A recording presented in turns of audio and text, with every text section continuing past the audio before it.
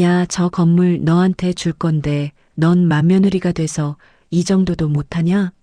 그 한마디는 지난 10년간 제 목에 걸린 족쇄였습니다. 제 10년의 고된 시집살이를 보상해 줄 거라 믿었던 명동 건물. 하지만 우연히 어머님 방 청소 중 보게 된 양도계약서에 적힌 이름은 제 이름이 아니었습니다. 일 한번 해보는 법 없이 온갖 아양으로 시어머니의 사랑을 독차지하던 동서의 이름 석자였죠. 시어머니는 건물을 담보로 저를 부려먹으면서 뒤로는 동서한테 건물을 몰래 넘겼던 거였어요. 제 10년의 눈물이 어떻게 그들의 피눈물이 되었는지 제삿날의 통쾌한 복수극. 지금 바로 시작합니다. 저는 올해로 결혼 10년 차에 접어든 39살 평범한 직장인이에요. 매일 아침 7시에 일어나 아이 챙겨 유치원 보낸 후 중소기업에 출근하고 저녁엔 딸아이 밥 먹이고 재우는 게 일상인 어디서나 흔히 볼 수 있는 워킹맘이죠. 그런데 제 일상에는 다른 워킹맘들한테는 없는 게 하나 있었어요. 바로 주말마다 빠짐없이 찍어야 하는 시댁 출근 도장이었습니다. 토요일 아침이면 남편이 저를 흔들어 깨웠어요. 눈도 제대로 못 뜬 채 밥 차려 먹이고 딸아이 옷 입혀서 차에 태우면 남편은 운전대를 잡고 아무 말 없이 시댁으로 향했죠. 차 안에서 저는 조수석에 앉아 창밖을 멍하니 바라보곤 했는데 그때마다 가슴 한쪽이 묵직하게 내려앉는 느낌이 들었어요. 아, 또 시작이구나 싶은 그런 기분이요. 시어머니는 명동 한복판에 3층짜리 작은 상가 건물을 하나 갖고 계셨어요.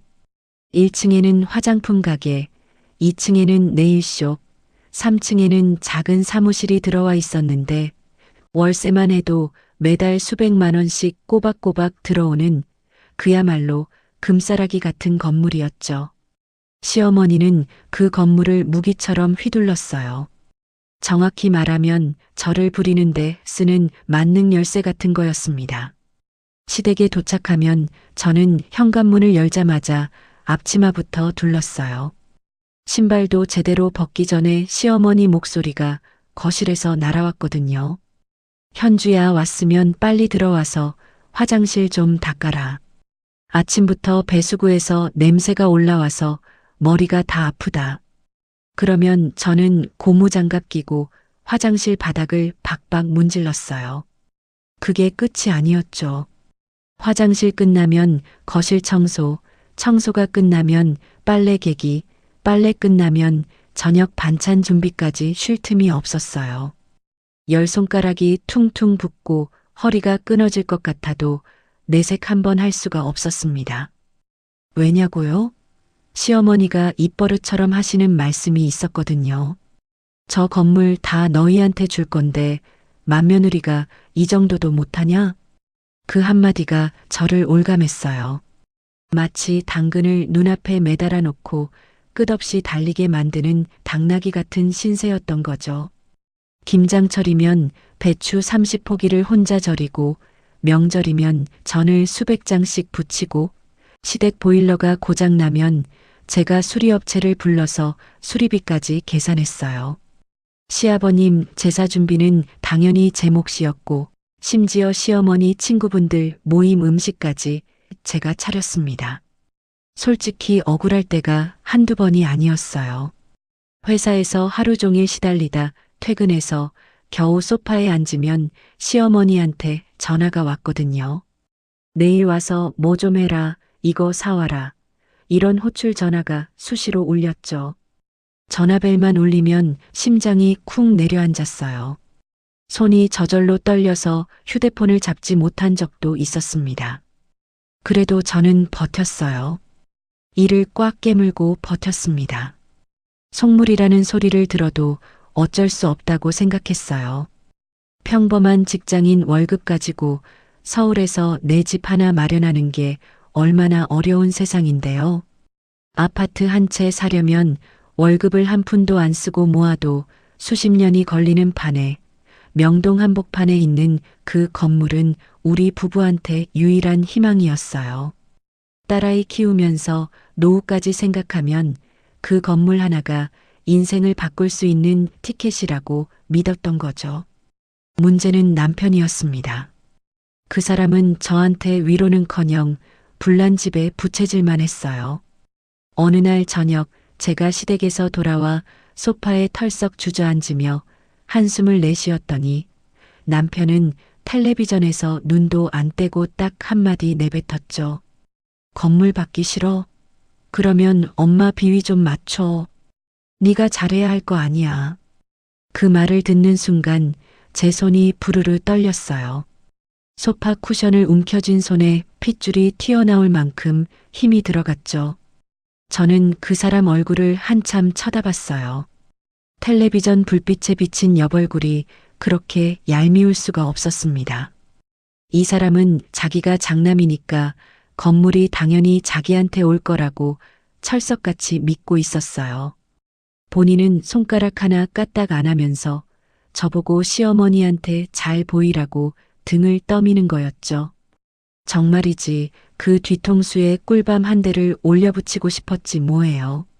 남편은 능력이 있는 사람도 아니었어요. 작은 회사에서 대리를 달고 있었는데 진급할 생각도 이직할 의지도 없이 그냥 다니는 거였죠. 그러면서 자존심만 하늘을 찔렀습니다. 본인이 박씨 가문의 장남이라는 것, 명동에 건물 가진 집 아들이라는 것, 그 타이틀 하나로 세상을 다 가진 듯이 어깨에 힘을 주고 다녔어요. 실속은 하나도 없으면서 겉만 번드르르한 딱 그런 사람이었습니다. 주말이면 저는 시댁에서 온종일 일하고 남편은 거실 소파에 드러누워 텔레비전을 보거나 시어머니와 웃고 떠들었어요. 제가 땀에 젖은 얼굴로 부엌에서 나오면 남편은 고개도 안 돌리고 손만 까딱하며 물 한 잔 달라고 했죠. 그때마다 제가 이 사람 와이프인지 시어머니네 가정부인지 헷갈렸어요. 그런 날이 1년이고 2년이고 무려 10년이 흘렀습니다. 제 20대 후반부터 30대 끝자락까지 여자로서 가장 빛나야 할 시간을 저는 고무장갑 끼고 시댁 화장실 바닥을 닦으면서 보냈어요. 친구들은 주말에 카페에서 브런치를 먹고 남편이랑 영화를 보는데 저는 시어머니 집에서 쪽파를 다듬고 마늘을 까고 있었으니까요. 가끔 밤에 딸아이를 재우고 나면 어두운 거실에 혼자 앉아서 멍하니 천장을 올려다볼 때가 있었어요. 그러면 목 안쪽이 뜨겁게 올라오면서 눈시울이 붉어졌죠. 울고 싶지 않은데 눈물이 저절로 흘러내렸어요. 손등으로 눈물을 훔치면서 저는 스스로를 다독였습니다. 조금만 더 참자, 조금만 더 버티면 그 건물이 우리 거가 되는 거라고, 그러면 이 모든 고생이 보상받는 거라고요. 건물을 담보로 한 시집살이, 저는 그걸 미래를 위한 적금이라고 생각하며 묵묵히 견뎠어요. 통장에 찍히는 숫자 대신 시어머니의 구두 약속 하나만을 믿고 매주 토요일 아침마다 앞치마를 두르고 시댁 현관문을 열었던 겁니다. 그런데요, 사람 일이라는 게 참 모르는 거더라고요. 제가 그렇게 일을 악물고 버티는 동안 제 등 뒤에서는 상상도 못한 일이 벌어지고 있었거든요. 시어머니의 갑질은 해가 갈수록 점점 더 선을 넘었어요. 처음에는 주말에만 불렀는데 어느 순간부터는 평일 저녁에도 호출이 시작됐거든요. 회사에서 야근하고 겨우 퇴근해서 현관문을 열면 남편이 소파에 앉아서 한마디를 던졌죠. 엄마가 내일 아침까지 갈치조림이 먹고 싶다는데 네가 좀 해다 줘. 이런 식이었어요. 갈치조림이요. 평일 밤 10시에요. 저는 그 말을 듣고 부엌에 서서 한참을 움직이지 못했어요. 싱크대 앞에 선 채로 손가락 마디가 하얗게 변하도록 두 손으로 스테인리스 가장자리를 꽉 움켜잡았는데 아무리 힘을 줘도 치밀어 오르는 게 가라앉질 않았습니다. 그래도 갈치를 꺼내 졸였어요. 왜냐면 시어머니가 제 불만을 조금이라도 눈치채는 날에는 꼭 그 말씀을 하셨거든요. 나중에 재산 다 너네 줄 건데 뭐가 그렇게 아깝냐? 사람이 너무 속이 좁으면 복이 달아난다. 그 말 한마디가 저를 꼼짝 못하게 만들었어요. 마치 보이지 않는 밧줄로 손목을 묶어놓은 것처럼 아무리 발버둥 쳐도 빠져나올 수가 없었죠. 재산이라는 두 글자가 족쇄였고 시어머니는 그 족쇄의 열쇠를 쥔 사람이었으니까요. 반면에 동서는 정말이지 손톱만큼도 고생을 안 했어요. 명절에 시댁을 와도 부엌에는 얼씬도 하지 않았거든요. 거실 소파에 다리를 꼬고 앉아서 시어머니한테 과일을 깎아드리는 신용만 살짝 하고는 나머지 시간에는 스마트폰만 들여다보고 있었습니다. 제가 부엌에서 전을 부치느라 기름 냄새에 절어 있을 때 동서는 거실에서 시어머니 어깨를 주물러 드리면서 재롱을 떨었어요. 어머니, 요즘 피부가 왜 이렇게 좋아지셨어요? 비결이 뭐예요?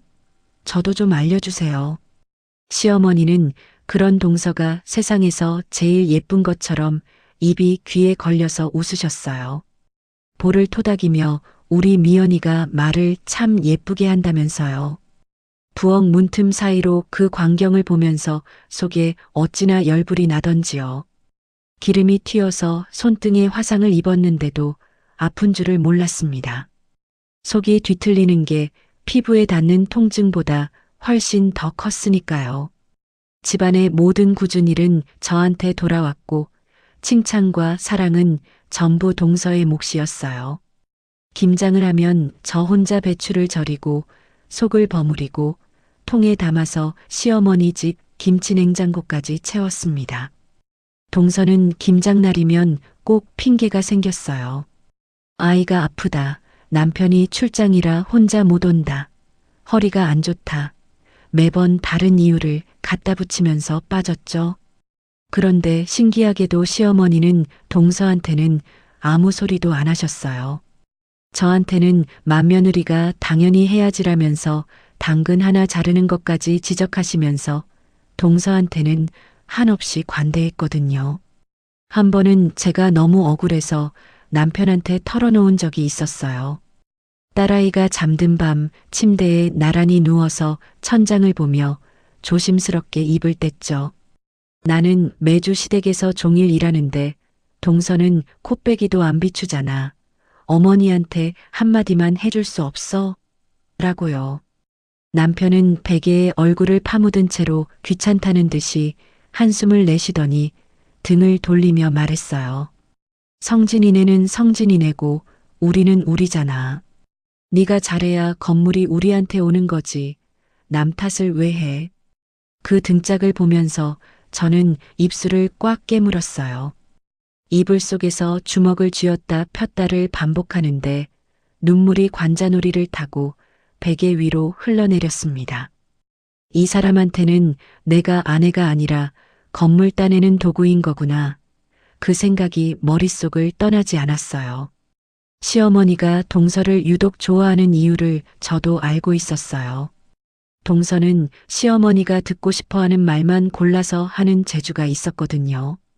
어머니가 없으면 이 집안이 어떻게 돌아가겠냐며 치켜세우고 어머니 덕분에 제가 사람 구실을 한다며 눈을 반짝이고 맛있는 거 드시라며 백화점 과일 선물 세트를 보내는 게 동서의 방식이었죠. 말 한마디에 과일 상자 하나면 시어머니의 마음을 사로잡을 수 있었으니 어찌 보면 동서가 저보다 훨씬 영리했던 건지도 모르겠어요. 저는 몸으로 때우고 동서는 입으로 때운 거니까요. 저는 그래도 맏며느리로서의 책임감이 있었고 무엇보다 나중에 보상받을 거라는 막연한 기대가 저를 붙잡고 있었어요.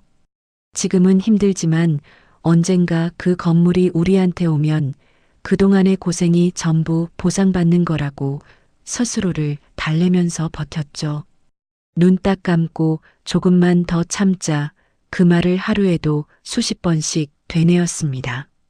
그런데 어느 날부터인가 동서의 씀씀이가 눈에 띄게 달라지기 시작했어요. 시댁 모임에 나타난 동서의 팔뚝에 걸린 가방이 매번 바뀌었는데 그게 전부 로고가 선명하게 박힌 명품이었거든요. 한두 개가 아니라 올 때마다 새 가방을 들고 왔어요. 손목에는 금방 산 듯한 시계가 반짝거렸고 손가락마다 반지가 끼워져 있었죠. 시어머니는 그걸 보면서 우리 미연이 센스가 참 좋다며 감탄을 하셨는데 저는 앞치마를 두른 채로 그 모습을 바라보면서 고개를 갸웃거렸어요. 시동생이 잘 버는 것도 아니었거든요. 시동생은 작은 인테리어 업체를 운영했는데 경기가 안 좋아서 힘들다는 소리를 입에 달고 살았어요. 그런 집에서 저 정도 명품을 수시로 바꿔둘 수 있나 싶었지만 저는 그냥 둘째니까 무리 하나 보다 카드 돌려막기라도 하겠지 하면서 대수롭지 않게 넘겼습니다. 어느 명절 때였어요. 동서가 새 차를 몰고 시댁에 나타났는데 그게 외제차였어요. 검은색 독일산 SUV가 시댁 앞마당에 미끄러지듯 들어오는 걸 보고 저는 부엌 창문 너머로 손을 멈추고 한참을 들여다봤습니다. 동서가 운전석에서 내리면서 선글라스를 밀어 올리는 모습이 마치 드라마에서 나오는 재벌가 며느리 같았어요. 저는 고무장갑을 낀 채 설거지 거품이 뚝뚝 떨어지는 손을 내려다보면서 씁쓸하게 입꼬리를 내렸죠. 그때 저는 뭔가 이상하다는 걸 느꼈어요. 코끝에 스치듯 지나가는 위화감이랄까, 퍼즐 조각이 맞지 않는 것 같은 묘한 기분이 들었거든요. 하지만 그게 정확히 뭔지는 짚어내지 못했어요. 그저 불안한 예감이 가슴 한쪽에 조약돌처럼 걸려 있었을 뿐이었습니다. 사건은 정말 예고도 없이 터졌어요. 어느 토요일 아침, 저는 그날따라 좀 늦잠을 자고 있었거든요. 평일 내내 야근에 시달린 데다 딸아이가 밤새 열이 올라서 새벽까지 이마에 해열 시트를 갈아붙여 주느라 겨우 눈을 붙인 참이었죠. 그런데 아침 9시도 안 돼서 휴대폰이 울렸어요. 화면에 뜬 이름을 보는 순간 저도 모르게 한숨이 나왔습니다. 시어머니였거든요. 전화를 받자마자 시어머니 목소리가 쏟아져 나왔어요. 오늘 오후에 친구분들이 집에 놀러 오시기로 했는데 집이 너무 지저분하니까 당장 와서 청소 좀 하고 간단한 다과랑 음식도 좀 차려놓으라는 거였습니다. 간단한 다과라고 하셨지만 시어머니의 간단함이 어떤 건지 저는 10년 동안 뼈저리게 배워서 알고 있었죠. 잡채에 전에 갈비찜까지 한 상 가득 차려놓아야 겨우 고개를 끄덕이실 분이셨으니까요. 저는 이불 속에서 눈을 감은 채 휴대폰을 귀에 대고 있었어요. 열이 내린 딸아이가 제 옆구리에 얼굴을 파묻고 새근새근 자고 있었는데 그 작은 숨소리를 들으면서 저는 입술을 꾹 깨물었습니다. 그리고 언제나 그랬듯이 대답했죠. 네, 어머니, 지금 갈게요. 전화를 끊고 나서 천장을 한참 올려다봤어요. 눈시울이 뜨거워지려는 걸 꾹 참으면서 이불을 걷어차고 일어나 세수를 하고 옷을 주섬주섬 챙겨 입었습니다. 남편은 거실에서 텔레비전을 보고 있었어요. 제가 나가려고 신발을 신는데도 고개 한번 돌리지 않았죠. 당연히 동서한테는 연락이 가지 않았을 거예요. 시어머니가 이런 일로 동서를 부른 적은 단 한 번도 없었으니까요. 시댁에 도착하니 시어머니는 거실 소파에 앉아서 텔레비전을 보고 계셨어요. 제가 현관문을 열고 들어서자 고개를 살짝 돌리시더니 턱으로 부엌 쪽을 가리키셨죠. 말씀을 안 하셔도 뭘 하라는 건지 10년 차 며느리는 알아요. 저는 앞치마를 두르고 부엌부터 정리하기 시작했습니다. 설거지통에 쌓여있던 그릇들을 닦고 가스레인지 기름때를 벅벅 긁어내고 냉장고에서 재료를 꺼내 음식 준비에 들어갔어요. 음식 준비를 어느 정도 마치고 나서 시어머니가 안방도 좀 정리해 놓으라고 하셔서 안방으로 들어갔어요. 이불을 개고 바닥을 밀대로 닦은 다음에 서랍장 위에 쌓인 먼지를 걸레로 훔치기 시작했죠. 서랍장 위쪽을 닦으려고 까치발을 들고 손을 뻗었는데 그 순간 서랍장 맨 윗칸 깊숙한 곳에서 뭔가가 미끄러져 나오더니 바닥으로 툭 떨어졌어요. 누런 서류 봉투 하나였습니다. 봉투 입구가 열려 있어서 안에 든 종이가 반쯤 빠져나와 있었죠. 먼지를 탈탈 털어내고 아무 생각 없이 빠져나온 종이를 밀어 넣으려는데 눈에 확 들어오는 글자가 있었습니다. 증여 계약서라는 4글자였어요. 심장이 쿵 하고 내려앉았습니다.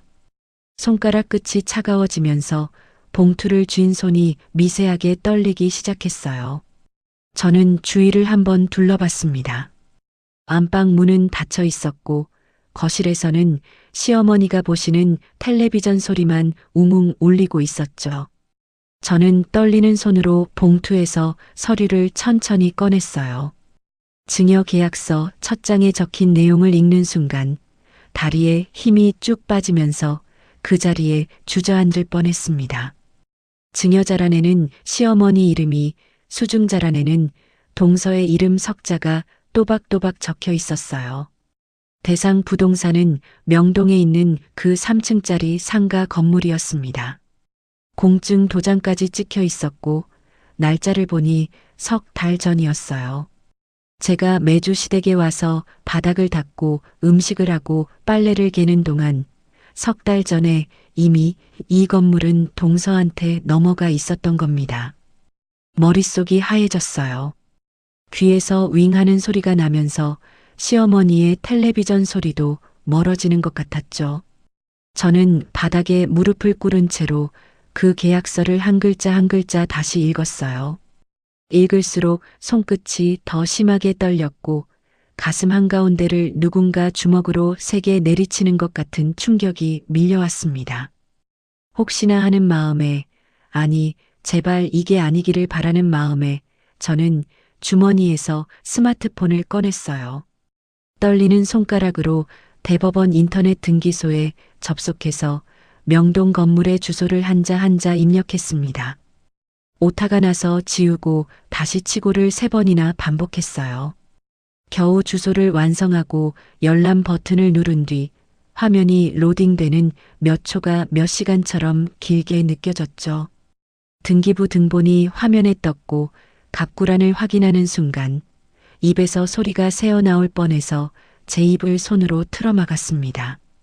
소유권 이전 등기, 원인은 증여, 소유자란에 박혀있는 이름은 동서의 이름이었어요. 석 달 전 날짜로 깔끔하게 처리되어 있었죠. 의심은 사실이었고 희망은 산산조각이 났습니다. 그런데 진짜 충격은 그 다음이었어요. 을구란으로 눈을 내리는 순간 숨이 턱 막혔거든요. 근저당권 설정이 찍혀 있었는데 채권 최고액이 건물 시세의 8할에 가까운 어마어마한 금액이었습니다. 날짜를 확인해 보니 소유권 이전 등기가 완료된 바로 다음 날이었어요. 동서가 건물을 넘겨받자마자 단 하루도 지체하지 않고 은행에 달려가서 대출을 풀로 땡겨받은 거였습니다. 그 순간 모든 퍼즐 조각이 맞춰졌어요. 동서가 갑자기 들기 시작한 명품 가방, 손목에서 번쩍이던 시계, 시댁 앞마당에 미끄러지듯 들어오던 검은색 외제차, 전부 다 설명이 되는 거였죠. 동서는 시어머니한테 달콤한 말로 건물을 빼낸 다음에 그 건물을 담보로 거액의 대출을 받아서 흥청망청 쓰고 있었던 겁니다. 시어머니의 노후 자금이 될 건물이 동서의 명품 쇼핑 자금으로 증발하고 있었던 거예요. 저는 스마트폰 화면을 손가락으로 꾹 눌러 스크린샷을 찍었어요. 1장, 2장, 3장 갑구부터 을구까지 빠짐없이 저장했습니다. 그리고 증여 계약서도 휴대폰 카메라로 앞뒤를 전부 촬영해서 앨범에 넣어뒀죠. 서류를 원래 있던 자리에 정확히 같은 모양으로 밀어넣고 서랍장 위를 다시 걸레로 닦았습니다. 안방 문을 열고 나오는데 다리가 후들거렸어요. 하지만 거실에 앉아 계신 시어머니 앞을 지나갈 때는 아무렇지도 않은 표정을 지었습니다. 얼굴 근육 하나하나에 힘을 줘서 평소와 똑같은 며느리의 얼굴을 만들었어요. 시어머니는 저를 힐끗 보시더니 아무 의심도 하지 않으셨죠.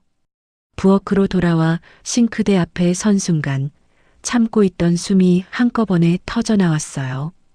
수도꼭지를 틀어놓고 흐르는 물소리에 묻어가게 거친 숨을 내쉬었습니다.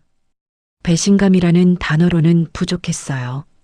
10년이라는 세월이 주마등처럼 스쳐 지나갔거든요.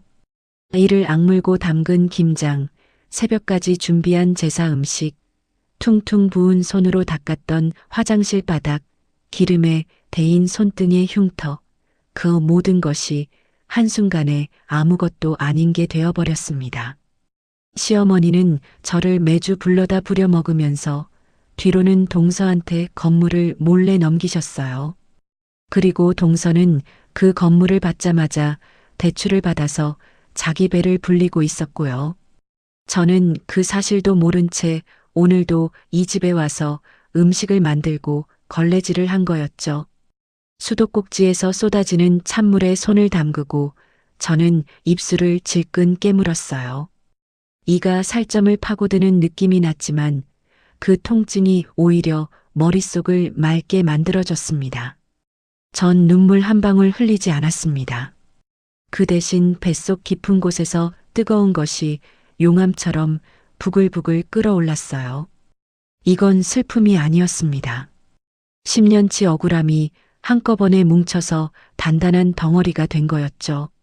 수도꼭지를 잠그고 손을 닦으면서 저는 이미 머릿속에서 계산을 시작하고 있었어요. 다음 달 초에 시아버님 제사가 있었거든요. 온 가족이 한자리에 모이는 그날이 딱이라고 생각했습니다. 그날 이후로 제사까지 남은 3주가 어찌나 길던지요. 매일 밤 딸아이를 재우고 나면 어두운 거실에 혼자 앉아서 스마트폰 앨범을 열었어요. 등기부 등본 스크린샷과 증여 계약서 사진을 한 장 한 장 넘기면서 손가락 끝으로 동서의 이름 석자를 어루만지듯 쓸었죠. 볼 때마다 뱃속이 들끓었지만 저는 그 분노를 삼키고 또 삼켰어요.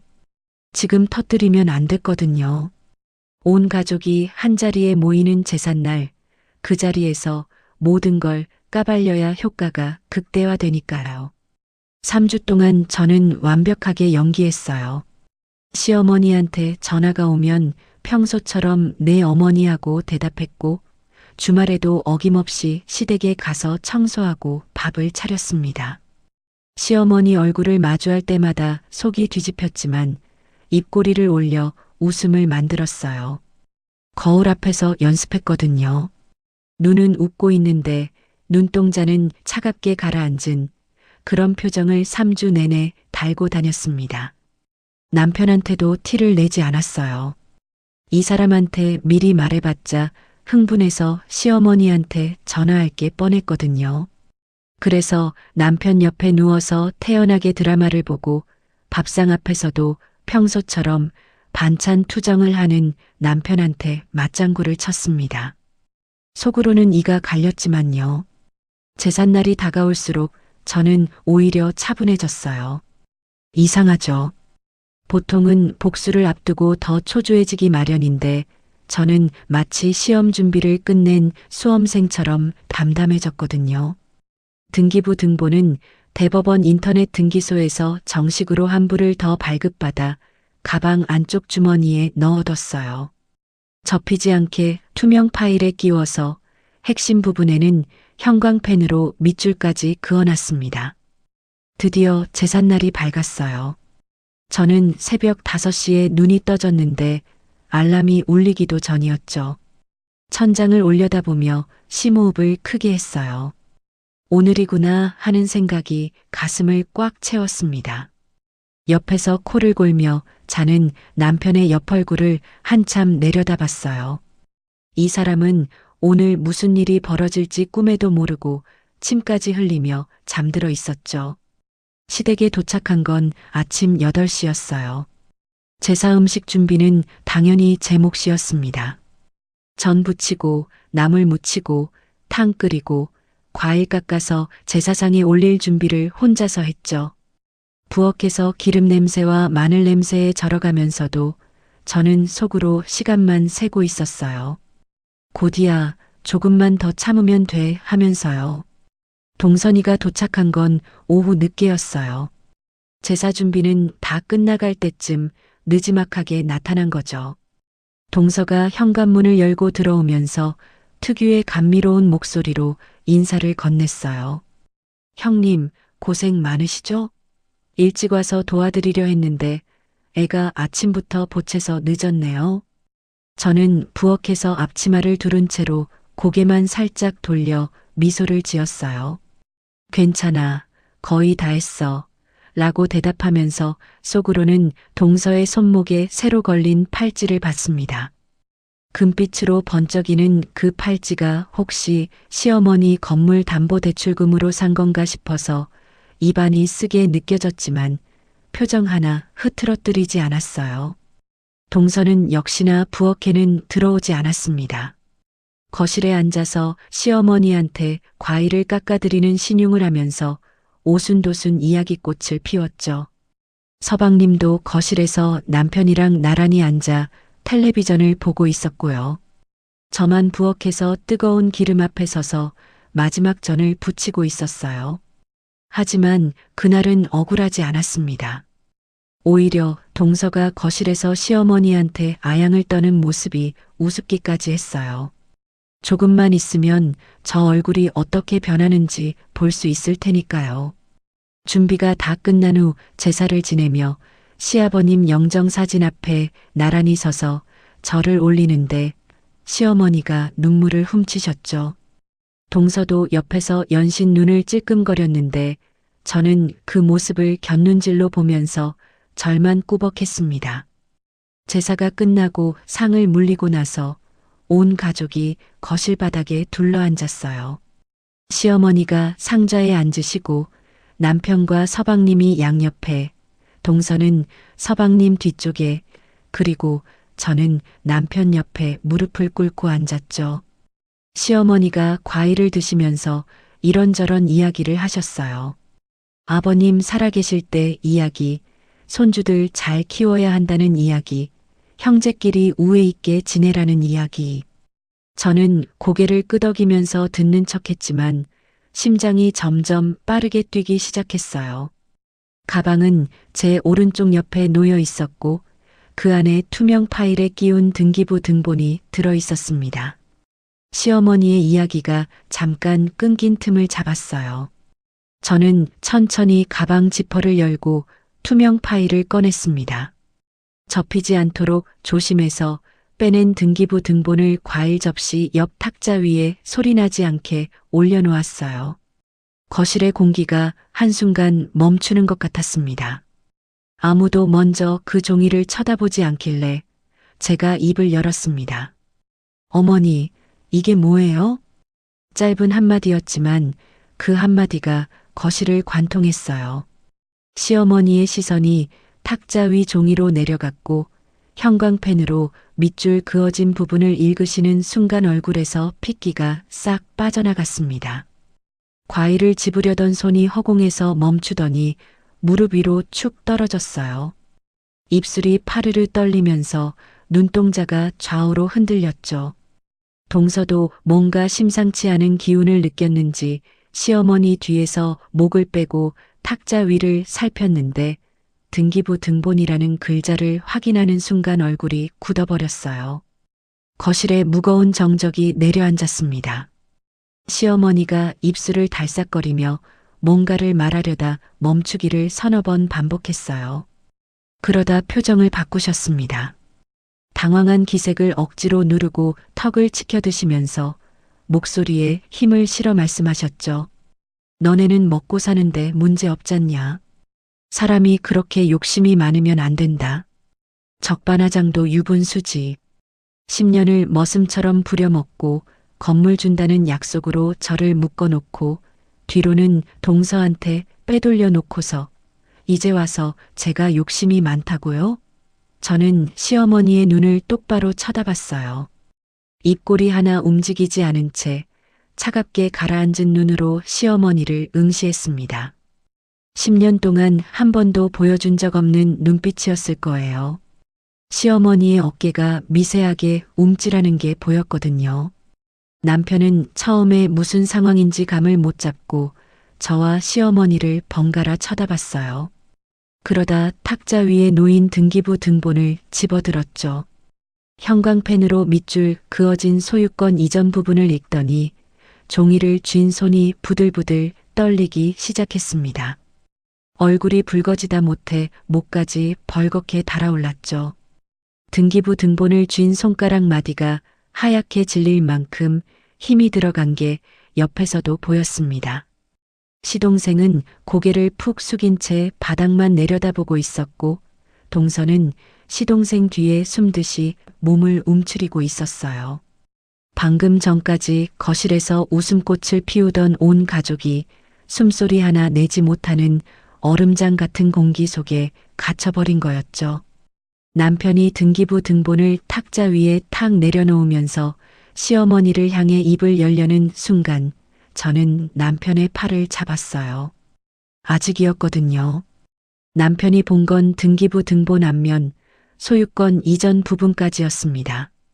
진짜 폭탄은 뒷면에 있었어요. 남편의 팔을 잡은 제 손에 힘이 들어갔어요. 남편이 저를 돌아봤는데 그 눈에는 이미 불이 붙어 있었죠. 얼굴이 붉다 못해 이마에 핏줄이 굵게 솟아올라 있었고 턱을 꽉 깨문 채 거친 숨을 몰아쉬고 있었습니다. 지금 당장이라도 폭발할 것 같은 사람을 제가 손목을 쥐고 붙잡고 있었던 거예요. 남편은 제 손을 뿌리치고 벌떡 일어났어요. 탁자 위에서 등기부 등본을 낚아채 들더니 시어머니 앞에 쭈그려 앉아서 종이를 들이밀었습니다. 엄마, 이게 어떻게 된 거야? 성진이네한테 건물을 줬어? 나한테 준다며. 남편의 고함이 거실벽을 울렸어요. 시아버님 영정사진 앞에 놓인 촛불이 흔들릴 만큼 큰 소리였죠. 시어머니는 소파 등받이에 등을 바짝 붙이며 움찔하셨어요. 입술을 달싹거리면서 뭔가를 말하려 했지만 남편의 기세에 눌려서 제대로 된 문장이 나오지 않았습니다. 그러다 시어머니가 눈을 질끈 감으셨다가 뜨더니 떨리는 목소리로 중얼거리셨어요. 너네는 둘 다 벌이가 있으니까 괜찮지 않냐.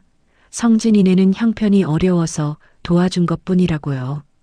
저는 그 말을 듣고 속에서 뜨거운 것이 치밀어 올랐지만 꾹 눌러 삼켰어요. 아직 제 차례가 아니었거든요. 남편이 충분히 터질 때까지 기다려야 했습니다.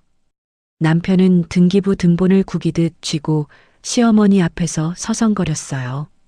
형편이 어려워서 도와준 거라고요?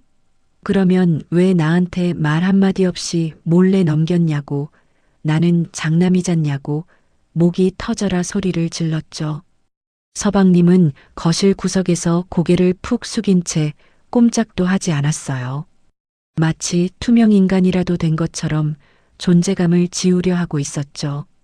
동서는 서방님 뒤에 몸을 숨기고 눈을 내리깔고 있었는데 입술을 꼭 다문 채 손가락으로 치맛자락을 비틀고 있었습니다. 남편이 서방님에게 성큼 다가가 옷깃을 움켜잡고 벌떡 일으켜 세우더니 얼굴을 코앞까지 들이밀었죠. 형한테 이럴 수 있냐고, 뒤통수를 치는 게 동생이 할 짓이냐고 이를 갈면서 멱살을 흔들었습니다. 서방님은 형의 손에 잡힌 채 고개를 돌리며 작은 목소리로 형 잠깐만 하며 손사래를 쳤지만 남편의 주먹이 서방님의 뺨을 스칠 뻔하자 시어머니가 비명을 지르며 소파에서 벌떡 일어나 둘 사이에 끼어드셨어요. 거실이 아수라장이 됐죠. 시어머니는 남편을 말리면서 울먹이셨고 남편은 시어머니 팔을 뿌리치며 동생한테 달려들었고 서방님은 뒷걸음질을 치다가 제사상에 부딪혀서 과일이 바닥으로 우르르 쏟아졌어요. 사과가 마루 위를 대굴대굴 굴러갔고 배가 쩍 갈라지며 즙이 바닥에 번졌습니다. 저는 그 난리 속에서 소파 옆에 조용히 앉아 있었어요. 다리를 가지런히 모으고 무릎 위에 두 손을 포개놓은 채로 가족이 서로 고함을 지르는 광경을 지켜봤습니다. 이상하게도 마음이 고요했어요. 파도가 몰아치는 바다 한가운데 있는데 제가 서 있는 곳만 잔잔한 것 같은 기분이었죠. 충분히 소란이 이어진 뒤에 저는 자리에서 천천히 일어났어요. 남편의 팔을 잡고 뒤로 끌어당기면서 목소리에 힘을 빼고 낮게 말했습니다. 여보, 진정해. 건물 명의만 넘어갔으면 말도 안 해. 등기부 뒷면 좀 봐봐. 남편이 거친 숨을 몰아쉬며 제 얼굴을 봤어요. 뒷면이 뭔데? 라는 표정이었죠. 저는 남편이 구기듯 쥐고 있던 등기부 등본을 빼서 펴준 다음에 뒷장을 넘겨줬어요. 얼굴 안에 형광펜으로 밑줄 그어놓은 근저당권 설정 부분이 드러났습니다. 남편이 그 숫자를 읽는 순간 얼굴에서 붉은 기가 싹 걷히고 핏기 없는 하얀색으로 변했어요. 입이 벌어진 채 종이를 들고 서 있는 모습이 마치 영혼이 빠져나간 사람 같았죠. 채권 최고액 옆에 찍힌 숫자가 그 사람의 뇌를 강타한 게 분명했어요. 건물 시세의 8알에 달하는 억소리가 절로 나는 금액이었으니까요. 이게 다 뭐야? 대출이 왜 이렇게 많아? 남편의 목소리가 갈라졌어요. 아까와는 달리 분노가 아니라 경악에 가까운 비명이었죠. 등기부 등본을 쥔 손이 사시나무 떨듯 흔들리고 있었습니다. 이제 제 차례였어요.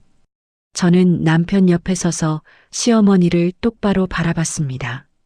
시어머니는 아들과 며느리 사이에서 시선을 왔다 갔다 하면서 상황을 파악하지 못하는 눈치였어요. 뒷면이 뭐가 문제냐는 듯 눈을 깜빡이고 계셨죠. 저는 숨을 한번 깊게 들이마시고 10년치 감정을 전부 꾹꾹 눌러 담은 목소리로 입을 열었습니다. 어머니, 동서가 어머니 호강시켜드린다고 했죠? 근데 어쩌죠? 이 건물 껍데기만 남았어요. 동서가 건물 받자마자 대출을 풀로 땡겨서 전부 써버린 거예요. 어머니 노후 자금이 동서 명품 가방이랑 외제차가 된 거라고요. 제 말이 끝나자 거실의 공기가 얼어붙었어요. 시어머니의 얼굴이 실시간으로 무너지는 게 보였습니다. 눈이 휘둥그레지면서 입이 벌어졌고 볼에 경련이 일듯 근육이 파르르 떨렸어요. 시어머니의 시선이 천천히 동서에게로 향했습니다.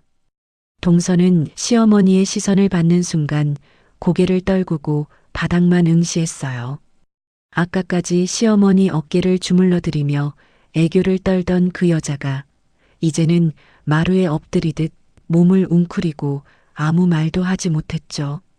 손가락이 치맛자락을 잡고 놓기를 반복하고 있었는데 그게 유일한 움직임이었어요. 시어머니가 소파에서 일어나 동서 앞으로 비틀거리며 다가가셨어요. 동서의 어깨를 두 손으로 잡고 흔들면서 이게 사실이냐고, 내가 너를 어떻게 믿었는데 정말로 대출을 받은 거냐고 목이 쉬도록 따져 물으셨습니다. 동서는 입을 꾹 다문 채 눈물만 뚝뚝 흘렸어요. 부정도 긍정도 하지 않는 그 침묵이 모든 걸 말해주고 있었죠. 시어머니의 다리에 힘이 풀리면서 바닥에 털썩 주저앉으셨어요. 두 손으로 얼굴을 감싸고 어깨를 들썩이며 울기 시작하셨는데 그 울음소리가 거실 전체를 채웠습니다.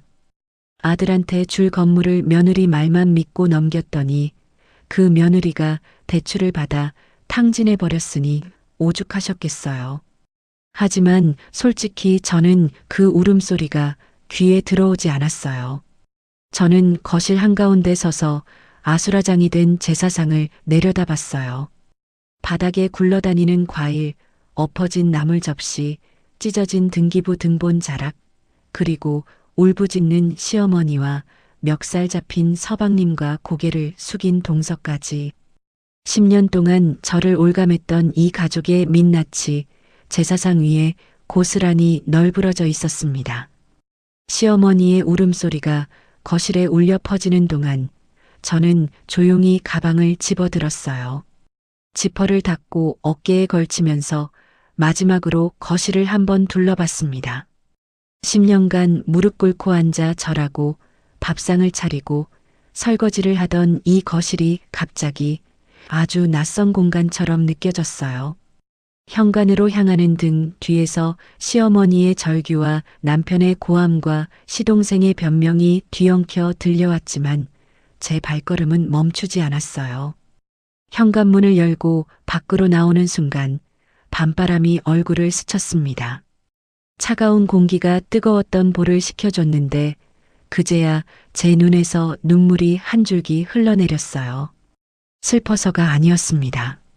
10년이라는 시간이 허무해서도 아니었고요. 그냥 끝났구나. 이제 정말 끝났구나 하는 안도감 같은 게 가슴에서 밀려나오면서 눈물이 된 것 같았어요. 그날 밤 시댁에서 돌아온 저는 현관문을 열고 들어가자마자 신발도 벗지 않은 채 거실 바닥에 주저앉았어요. 벽에 등을 기대고 천장을 올려다보니 긴 한숨이 절로 나왔어요. 10년이라는 시간이 한꺼번에 가슴 위로 쏟아지는 것 같았습니다. 무거웠어요. 하지만 동시에 묘하게 개운하기도 했어요. 마치 오래된 깁스를 뜯어낸 것처럼 불편한데 한결 가벼운 그런 느낌이었죠. 남편은 새벽이 다 돼서야 들어왔어요.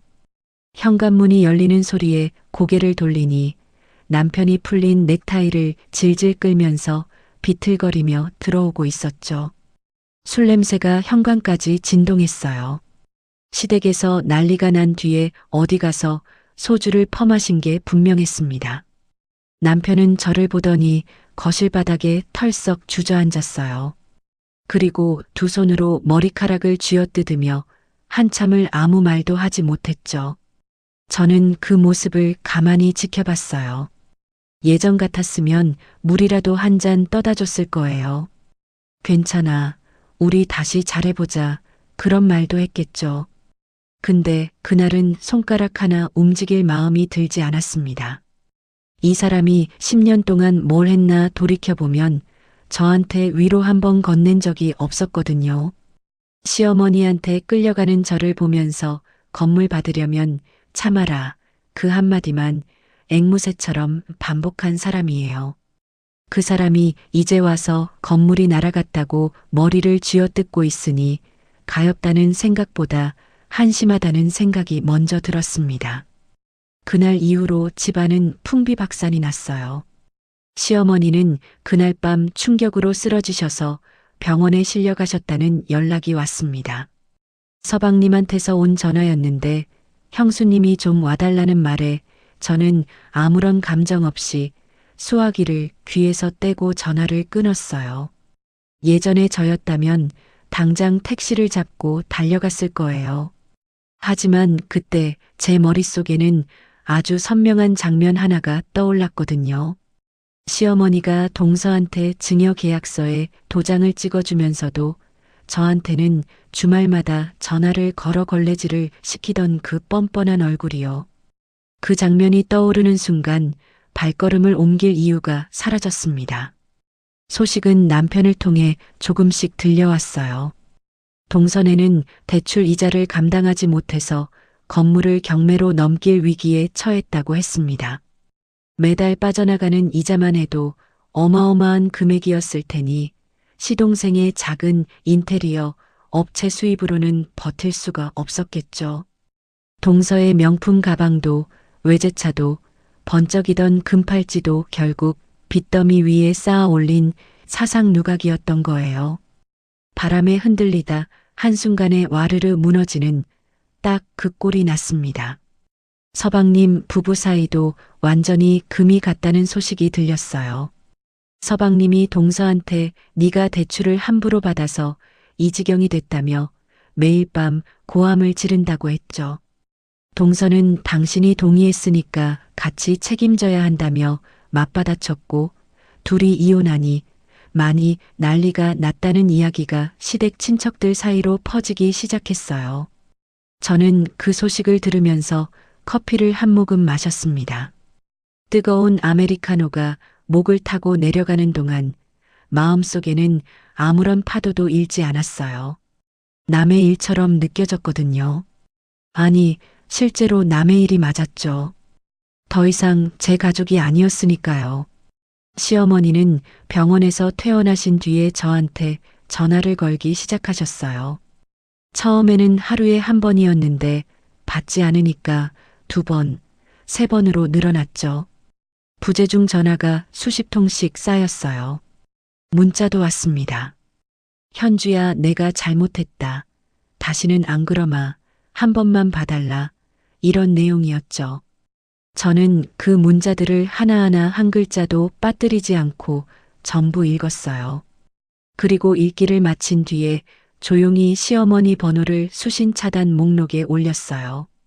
화면에 차단 완료라는 글자가 뜨는 순간 손가락 끝이 살짝 떨렸지만 후회는 없었습니다. 남편은 그때부터 저한테 싹싹 빌기 시작했어요. 건물이 날아가 버린 지금 이 집에 남은 건 제가 10년 동안 알뜰살뜰 모아놓은 적금과 우리 명의의 작은 아파트뿐이라는 걸 뒤늦게 깨달은 거죠. 본인은 모아놓은 돈이 한 푼도 없었으니까요. 장남 타이틀과 건물 상속이라는 허울 좋은 간판만 믿고 살다가 간판이 떨어져 나가니 아무것도 남지 않은 거였습니다. 저는 남편을 거실로 불러 앉혔어요. 딸아이가 잠든 밤